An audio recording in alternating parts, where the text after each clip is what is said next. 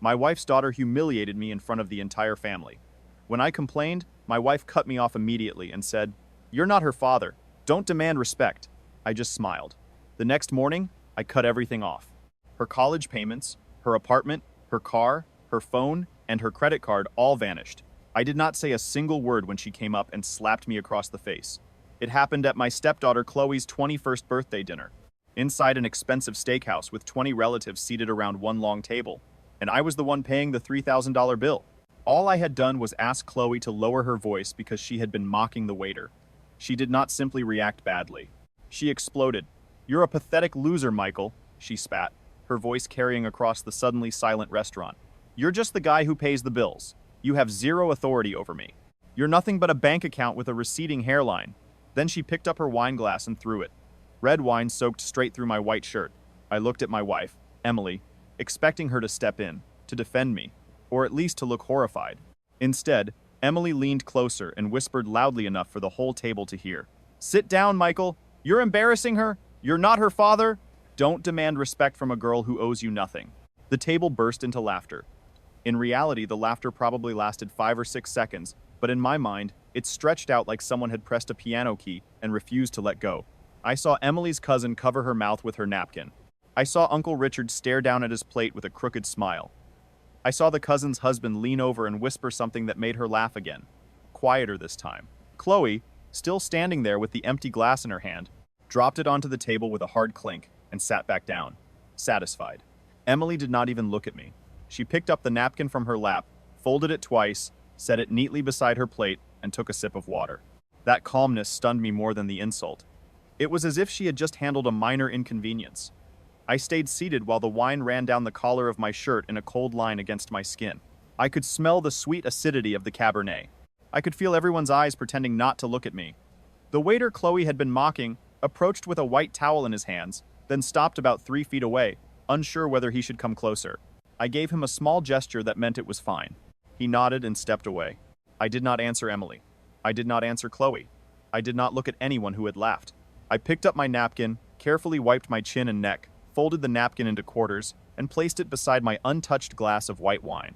"Dessert?" Emily's sister called from the other end of the table in a high-pitched voice, clearly trying to change the subject. She waved at the waiter and asked for dessert menus. The waiter returned with 11 menus and passed them around. When he reached me, he handed mine over with a small nod. I opened it and read every line carefully. Dark chocolate tart with sea salt, Madagascar vanilla creme brulee, yuzu cheesecake, artisan ice cream trio. I read the prices too. $24, $26, $22, $18. If all 20 people ordered dessert, it would add another $450 to the bill, plus coffee, plus after-dinner drinks, plus tip.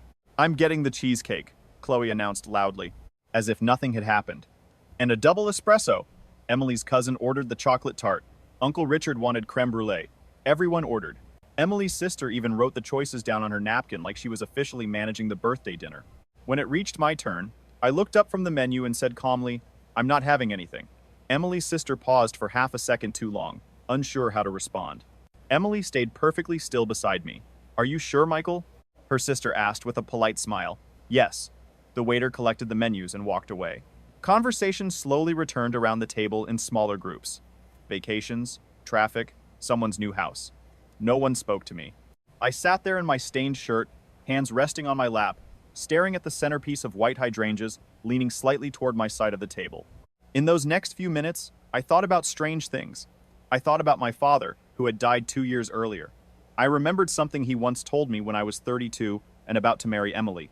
We had been standing alone in his kitchen while he poured coffee, and without looking at me, he said, "Son, some women choose you because they love you. Others choose you because you're useful."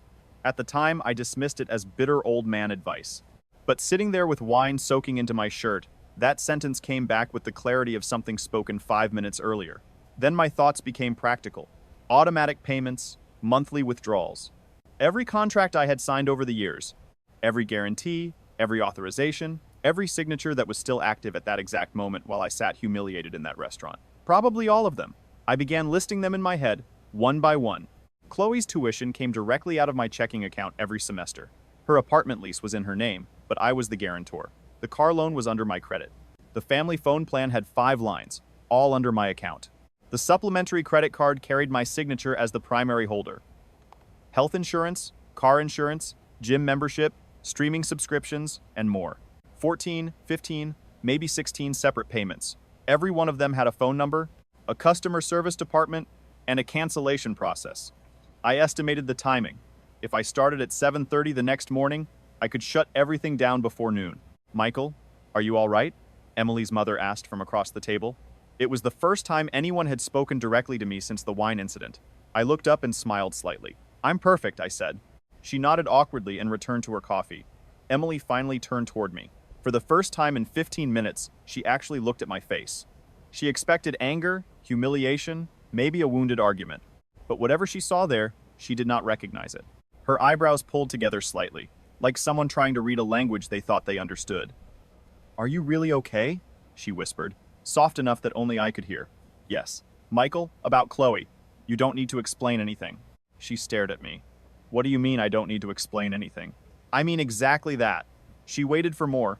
She wanted me to accuse her, defend myself, raise my voice, give her something she could respond to. I gave her nothing. I looked back at the hydrangeas and waited for dinner to end. Desserts arrived. I did not eat. Coffee arrived. I did not touch that either. When the waiter discreetly slid the check beside me, exactly as arranged earlier that night, I glanced at the total, placed my card on the tray without looking at the itemized receipt, and waited. A few minutes later, he returned with the slip. I signed it, put the card back into my wallet, and left $200 in cash on top of the bill. That was the last bill I was ever going to pay for them. I did not say it out loud. Not to Emily, not to Chloe, not to anyone. I said it only inside my own head, with the same calmness I had used while reading the dessert menu earlier. Dinner ended a little after 11. People stood, put on coats, and hugged one another near the entrance. Someone suggested a group photo. Emily's sister organized everyone against the back wall. Chloe stood proudly in the center, still glowing with birthday girl arrogance. Emily stood beside her. Someone motioned for me to join. I walked over and stood at the far right side, as far from Chloe as possible, with Emily between us. The cousin's boyfriend held up the phone. 1, 2, 3. I smiled. The picture was taken.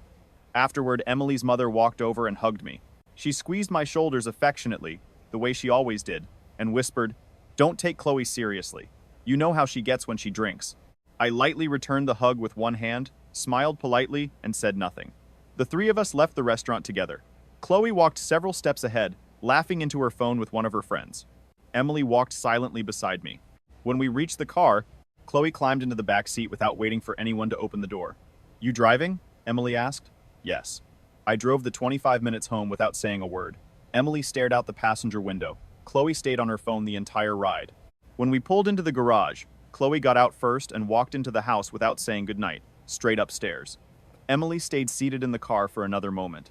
"You coming in?" I asked before she could. The normal question would have been the opposite. She looked at me strangely and said, "Yes, of course." We went inside. Emily headed upstairs to change. I remained in the kitchen, still wearing the wine-stained shirt. Some parts were damp. Others had already dried stiff against the fabric.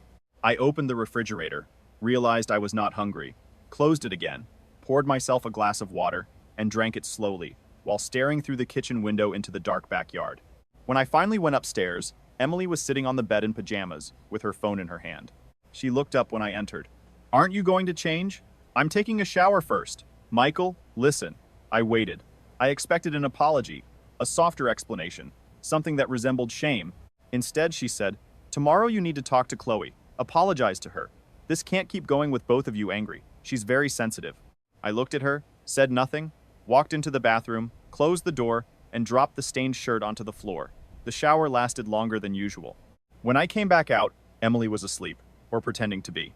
At that moment, both possibilities felt exactly the same. I put on pajamas, climbed into bed on my side, and stared at the ceiling for nearly an hour. I did not think about the humiliation, the laughter, Chloe's words, or Emily's. I thought about the list: 14, 15, 16 separate accounts, customer service numbers, business hours. The most efficient order for the calls. The university first, because it opened earliest and mattered most.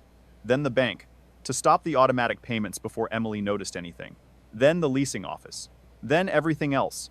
At 5:30 in the morning, I got up, dressed quietly in the dark bedroom, took my keys, my wallet, and my phone, and did not look at Emily. I walked downstairs barefoot, put my shoes on in the kitchen, and left. I drove to my office and arrived at 6 to 10. The night security guard greeted me like it was any ordinary day. I took the elevator to the 11th floor, turned on only the lamp at my desk, started my computer, opened a blank spreadsheet, and began writing the list. When I finished, it was 6:42 in the morning, 16 exact entries. 48 minutes remained until the university treasury office opened.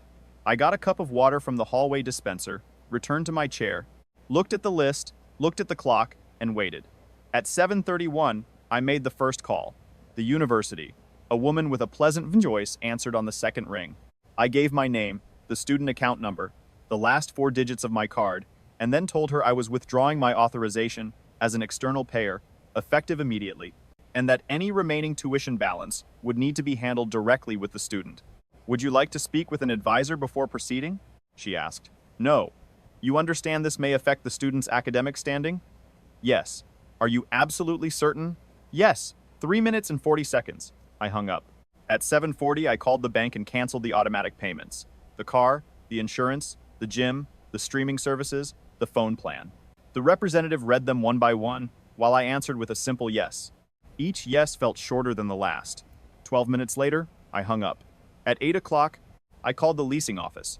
The manager had not arrived yet, so I left my number. He called back at 8:20. Michael, hey, everything all right with the apartment? I need to remove myself as guarantor. There was a short pause. The manager had known me for 3 years. He knew the tenant was my stepdaughter. Is there a problem, Michael? No. I'm simply withdrawing my guarantee. If you do that, she won't qualify to renew the lease. I understand. Would you like me to contact her? Yes. Formally, in writing. I'll handle it today. 5 minutes. I hung up. At 8:30, I called the dealership and asked about the process for voluntary vehicle surrender. The woman explained the procedure. I took notes in a small notebook and told her I would call back later with a date. 4 minutes. At 8:40, I called the phone company and removed Chloe's line from the family plan. The operator asked for confirmation from the account holder. I explained that the account was entirely under my name. She requested the security code. I gave it to her. Chloe's phone service was disconnected in real time. 3 minutes. The supplementary credit card was the final item. The bank representative asked, "Would you like to issue a replacement card for another authorized user?" No. Is the cardholder aware this card is being canceled? That's a family matter I'll handle personally. The card was blocked instantly. Any attempt to use it after that moment would be declined. It was 9:13 in the morning. 1 hour and 42 minutes. I stood up from my chair and walked toward the office window. Morning light stretched in long, golden lines between the buildings downtown. I watched a woman crossing the street with coffee in one hand and her phone in the other, laughing at something. A city bus stopped at the corner. A businessman checked his watch impatiently. Then I returned to my desk. The spreadsheet was still open. One by one, I crossed out every completed line. All 16 were crossed out. Helen arrived at 9:30. I heard her greeting the security guard, turning on her computer, and setting down her purse. A few minutes later, she knocked gently on my office door. Good morning, Michael. Morning. Would you like coffee? Yes, please. Helen had worked with me for 12 years. She looked at me for 1 second longer than usual, but she asked no questions. When she returned with the coffee, she placed it quietly on my desk. I took a sip. It was good. At 9:47, my personal phone vibrated inside the desk drawer. Emily. I did not answer. At 9:51, it vibrated again. 9:55, 10:02, 10:05. The first text message arrived, then the second, then the third. 27 messages over the next 30 minutes. I read none of them. I silenced the phone completely and placed it back in the drawer. At 10:45, the direct office line rang. Only 5 people had that number. I stared at the phone. 3 rings. 4. Then I answered. Michael. Emily's voice was hoarse. Emily. Where are you? At the office. Chloe called me. The university told her you withdrew tuition payments. The leasing office called. The dealership called. The phone company called. What is happening? What you said last night. What? What you said last night. Silence. I heard her inhale sharply, and then her tone changed. She was no longer confused. She was cautious, like someone beginning to realize the ground beneath her had shifted. Michael, we need to talk. Yes. Tonight, at home. I won't be home tonight. What? I'm staying at the office. We'll talk when I decide we will. Michael, this isn't how you solve things. I'm not solving anything. I'm acting. Then I hung up. A few seconds later, Helen knocked softly on my office door. Michael, there's someone at reception asking to see you. No appointment. Says it's urgent. Who is it? Your mother-in-law? I looked up slowly. Helen stood there with her usual calm expression, but I could tell she already understood something fundamental had changed. Tell her I don't accept walk-ins. Would you like me to suggest another time? No. She nodded once and closed the door. I looked back at the spreadsheet with 16 crossed out lines. Then I closed the file without saving it, opened my calendar, crossed out the reminder that said, home, 6:00 p.m., and replaced it with dinner alone. At 11:30, I called my accountant. His name was Frank, and I had known him for 9 years. I told him I needed a complete review of every transaction made on the supplementary credit card over the last 24 months, and I wanted it that same afternoon. Anything specific you're looking for? He asked. Everything. At 2 to 10, Helen informed me Frank had arrived. I told her to send him in.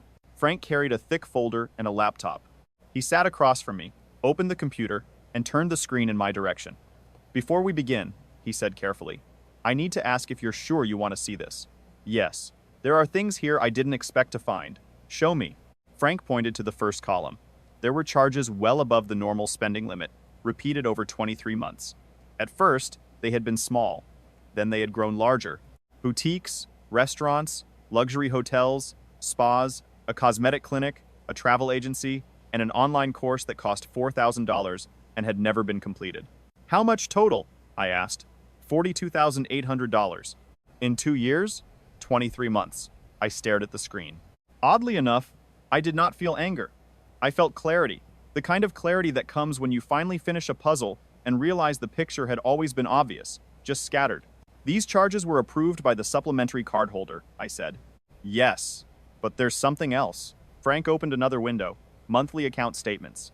Every one of them had been digitally signed by Emily in her role as household financial administrator. Your wife approved these statements 23 months in a row without dispute. You're sure she signed them? I have the scanned signatures. I can compare them to your marriage certificate if you'd like. That won't be necessary. Frank waited. He knew enough to stay silent until I asked. Anything else? Yes. He opened another tab. A pattern of hotel expenses appeared on the screen. Same hotel. A city 3 hours away. 12 visits over 23 months. Double rooms, room service, spa charges, restaurant bills. Chloe? I asked. The supplementary card was used, but I don't believe these charges were hers. Frank pointed at the dates. They match your wife's supposed work trips, the same trips you listed when we filed her travel deductions. I rested both hands against the desk and did not respond immediately. So Emily used Chloe's card? That's the most likely explanation.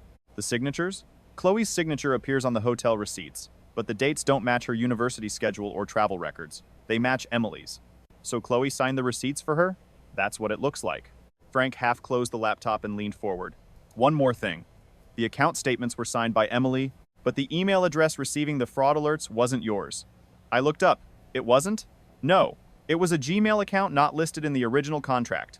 Whose? Emily's. How do you know? Because the account was linked to her phone number, and the phone plan was under your name. He paused. When you shut off the phone plan this morning, the security verification failed, and all pending alerts automatically rerouted to the primary account holder. Me. That morning, Frank continued, my personal inbox had received every pending alert from the last 6 months. I opened my personal email. 29 unread alerts sat there grouped by date. Charges above spending limits, potential unauthorized activity, late payment reminders, transactions categorized as lodging and entertainment. I closed the inbox without opening them individually. Frank. Yes? I need a full report. Dates, amounts, businesses, locations, and a comparison with Emily's travel schedule. Digital and printed copies? Yes. When do you need it? Friday. Done. I nodded once and added, and I need the name of a divorce attorney. A good one. Discreet. Frank did not ask questions. He pulled a sheet of paper from his folder, wrote down a name and phone number, and slid it across the desk. She's the best in the city. Tell her I referred you. Thank you. Frank packed up his laptop. At the door, he stopped and looked back at me. Michael, are you all right? Yes. You seem calm. I am. He nodded and left. I remained alone in the office.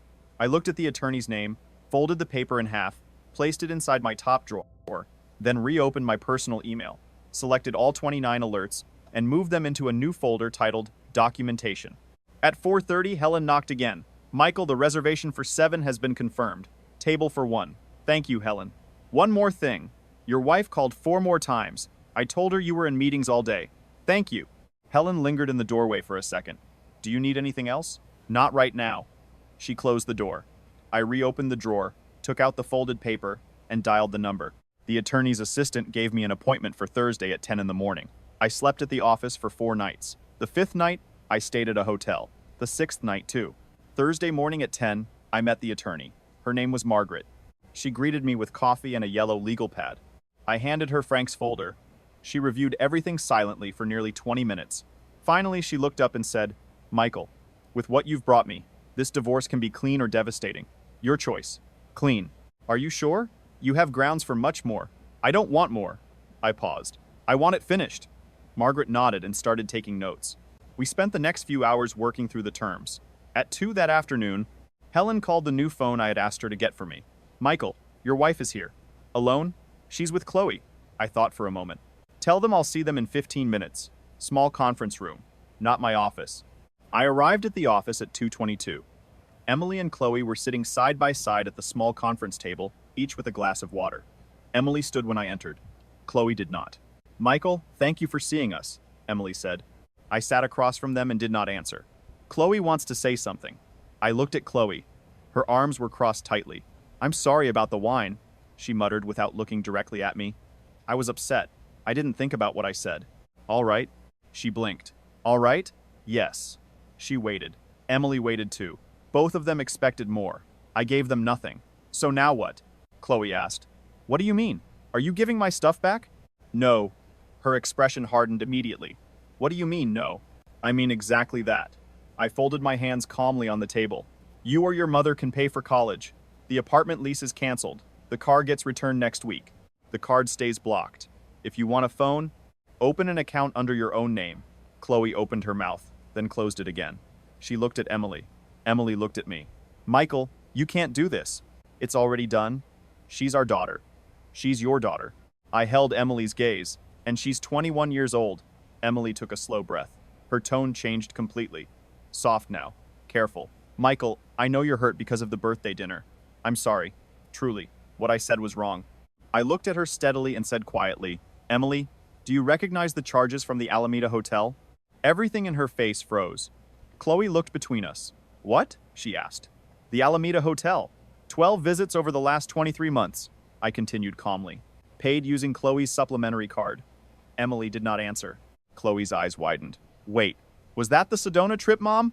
The one you said was for work? Emily kept staring at me. Her face had changed. It was no longer the face of someone trying to negotiate. It was the face of someone calculating exactly how much I knew. Michael, she said carefully, that's something we can discuss another time. There is no other time. We can talk privately. We talk now, or we don't talk at all. Emily swallowed. Michael, I stood up. Margaret, my attorney, will contact both of you sometime this week. I looked at Emily first, for you, regarding the divorce. Then I looked at Chloe. For you, regarding the unauthorized charges on your card. $42,800 over 23 months. What? Chloe nearly shouted. Unauthorized charges? What are you talking about? The receipts you signed? I didn't sign anything. Yes, you did. Every hotel receipt, every boutique purchase. I kept my voice level. Your signature appears on every document. If you claim those weren't yours, then it becomes identity fraud and potentially a criminal matter. If you admit they were yours, then it becomes debt. I paused. You can decide which one it is. Chloe stared at her mother. Emily did not look back at her. Mom, Chloe whispered. Say something. Emily said nothing. I walked out of the conference room and returned to my office, closing the door behind me. A few minutes later, Helen appeared quietly. They left. Together? Yes, but they were arguing. At 6, I received a message from the leasing office. The apartment lease would not be renewed. The tenant had until the final day of the month to vacate the property. At 7:30 that night, Emily called my new number. Michael, Emily, are you coming home? No. Chloe has nowhere to stay after the 1st of the month. She can stay with you. Michael, that's your home too. No. I leaned back in my chair. That house was purchased by me in cash before we got married. It's in my name, and I'm selling it. Silence. Long silence. Finally, she asked quietly, when did you decide all this? I closed my eyes briefly. Emily, I didn't decide this in 1 week. Then I opened them again. You decided it over 15 years. I just stopped pretending I didn't notice. Then I hung up. That night, I ate alone at the restaurant where Helen had made my reservation. I ordered the steak I had always wanted, but never allowed myself to buy. Aged ribeye, medium rare. I ate slowly. The waiter asked if I was expecting someone. No. Dessert? No, thank you, just the check. I paid with my primary card, left cash on the table for the tip, and walked out alone.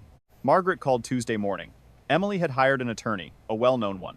The first meeting between both legal teams was scheduled for Friday.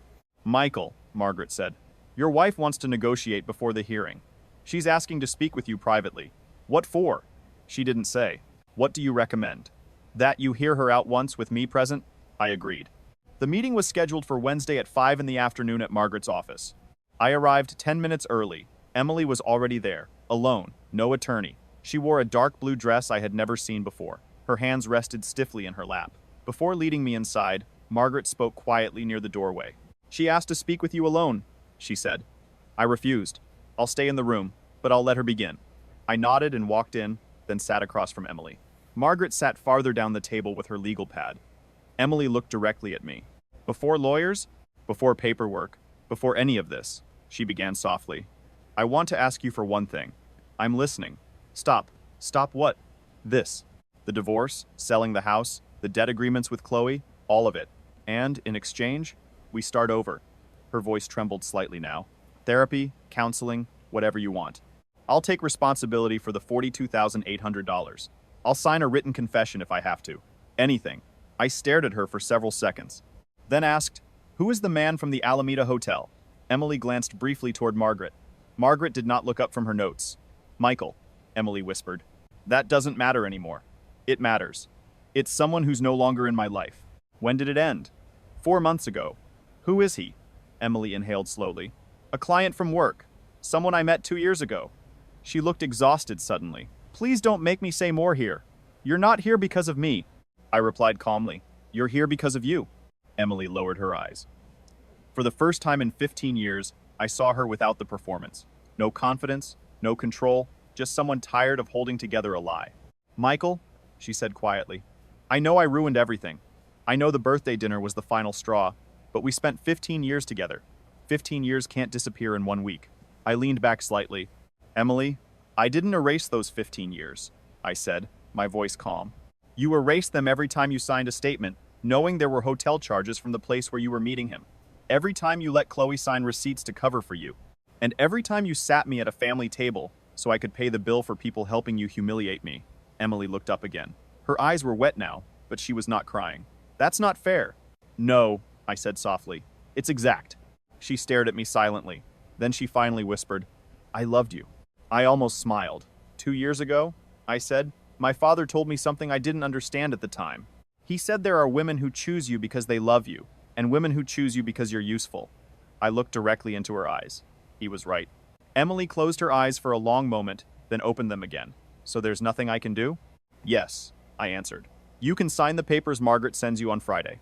You can take responsibility for the $42,800 so Chloe doesn't end up with a fraud investigation, and you can stop calling my new phone. Emily stared down at the table, then quietly asked, Are you going to tell Chloe about the hotel? No. Why not? Because it isn't my story to tell. If you want your daughter to know who you really are, then you tell her. Emily stayed silent. One more thing, I added. She looked up. I am selling the house, but not immediately. I'll wait 3 months so the two of you can figure things out first. Emily nodded slowly, picked up her purse, and stood. For a second, she just looked at me, then asked the question I think she already knew the answer to. Do you really not love me anymore? I held her gaze. Emily, I stopped loving you a long time ago. I just didn't admit it to myself until Chloe's birthday. Emily left the room without another word. Margaret quietly closed her notebook. That was the right thing to do, she said. I know. How do you feel? I thought about it honestly before answering. Fine. That night, for the first time in 12 days, I drove back to the house. Emily was not there. Chloe was not there either. The place felt hollow and silent. I went upstairs to the bedroom, opened the closet, took out 2 suitcases, and packed clothes, books, personal documents, the framed photograph of my father, and the watch he had left me. Then I carried the suitcases downstairs and loaded them into the car. Before leaving, I walked into the study. There was an envelope on the desk with my name written in Emily's handwriting. I opened it. Inside was a 3-page letter. I read it standing up.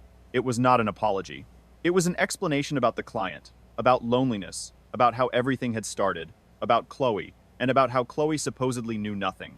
Emily described it as losing herself. When I finished reading, I folded the pages carefully and slipped them back into the envelope. Then I left it on the desk. I did not take it with me. I turned off the lights, locked the front door, and drove back to the hotel where I had been staying. At 1 in the morning, my phone buzzed. Unknown number. I checked the message. My name is Daniel Rivera. I need to speak with you. It's about Chloe. I know it's late. Call me when you can. I stared at the screen for several seconds, saved the number, turned off the light, and went to sleep. I called Daniel Rivera Thursday morning at 9. We met at a small coffee shop near my office. He was a man in his early 50s, thin, dressed plainly, with a worn leather folder tucked under one arm. Thank you for meeting me, Mr. Michael. Just Michael, he nodded. Michael, I'm Chloe's biological father. That did not surprise me. Something inside me had already expected it. How did you find me? I asked. I've been trying to contact Chloe for years, he explained quietly. Emily changed numbers, changed addresses twice. My letters kept coming back. He hesitated. Last week, I saw a leasing notice connected to your name. It mentioned the guarantor for my daughter's apartment had withdrawn support. I found your company after that. What do you want from me? Nothing from you, he said immediately. I just want to know if Chloe even knows I exist. She doesn't. Daniel nodded slowly. He was not shocked. He looked almost like he had rehearsed hearing that answer for years. Did Emily tell her I was dead? Yes. He lowered his eyes briefly. For 16 years, I've paid child support every month, he said quietly. Emily never allowed me to see her. He opened the folder and pushed it toward me. Inside were copies of monthly payments dating back 16 years, returned letters, stamped unknown recipient, court documents, and restraining orders that had later been dismissed for lack of evidence. Every page carried Emily's signature. Why come now? I asked. Because Chloe turned 21. He folded his hands together. I'm no longer a father trying to force rights onto a child. I'm just a man who wants his daughter to have the option of deciding whether she wants to know me. He gave a faint smile. That's why I waited. I closed the folder and handed it back. Daniel, I'm not the person who should give Chloe this information. It isn't my story. I understand. I thought for a moment, then nodded slowly. I'll give you my attorney's number. Margaret can explain how to contact Chloe legally without going through Emily. Daniel's expression softened immediately. Thank you. One more thing, I added. When Chloe meets you, if she chooses to, my name stays out of it. Of course. I'm not part of that conversation. You won't be. We finished our coffee in silence. Then I paid the bill and left. The divorce was finalized 2 months later. Emily accepted every condition. She took responsibility for the $42,800 and arranged a payment plan. Chloe signed an agreement acknowledging the debt under her name, but Emily officially assumed it to avoid fraud charges. The house remained legally mine. Emily moved into a rented apartment. 4 months after the divorce was finalized, I sold the house. Then I bought another one, smaller, in a different neighborhood with no memories attached to it. Chloe got a job as a cashier, then another job at a coffee shop. Later, she enrolled in a public university with a partial scholarship. She paid the remaining tuition herself while working. Daniel and Chloe met 6 months after my conversation with him. Margaret had guided him through the legal process exactly as promised. Chloe called me the same afternoon she met him. It was the first time she had called me since the conference room. Michael, Chloe, I met my biological father today. I know. Silence. Then she asked, You knew? Yes. For how long? Since before your mother signed the divorce papers. Why didn't you tell me? Because it wasn't my place to. A long pause followed. Then she asked quietly, Can I buy you coffee sometime? Yes. We met the following Saturday. Chloe arrived 15 minutes late. She wore simple clothes and no makeup. She looked thinner, older somehow. She did not hug me. Hi, Michael. Hi, Chloe. She sat down and ordered black coffee. She did not talk about Daniel. She did not talk about Emily either. She talked about work, classes, and the tiny room she was renting near campus. I listened.